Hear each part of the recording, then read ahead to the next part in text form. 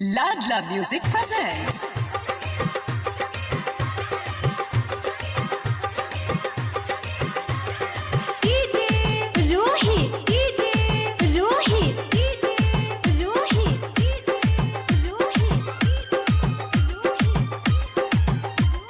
हो खट्टा गेहूं बर्बाद भतारे अहे दौनी के बाद। हो खट्टा गेहूं बर्बाद भतारे अहे दौनी के बाद। फायदा न भइल सखी रे सीजन में छिटला के खाद। खेतवे में झड़े जाजाद भतारे अहे दौनी के बाद। गेहूं बर्बाद भतारे अहे दौनी के बाद।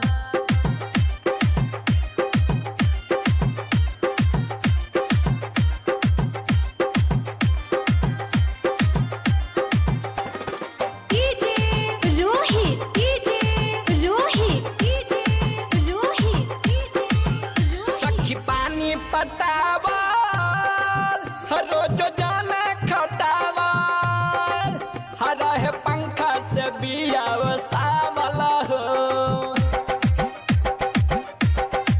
भूसा पलाठी ठेठावल भैंस बिना बजावल संगे उनका के खूब समझावल हो।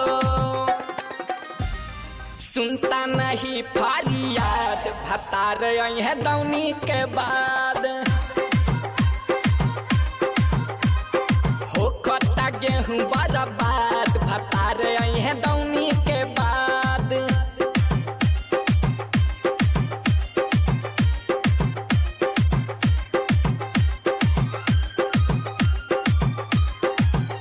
अब कैसे संभारी भीड़ भइल बा भारी। हमन कर छोड़ जी खेती बाड़ी हो।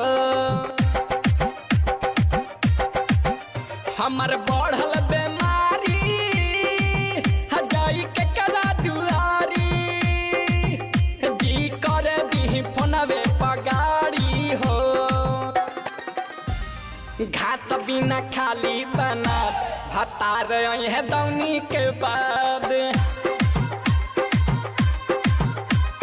हो खट्टा गेहूं बर्बाद भतारे अहे दौनी के बाद।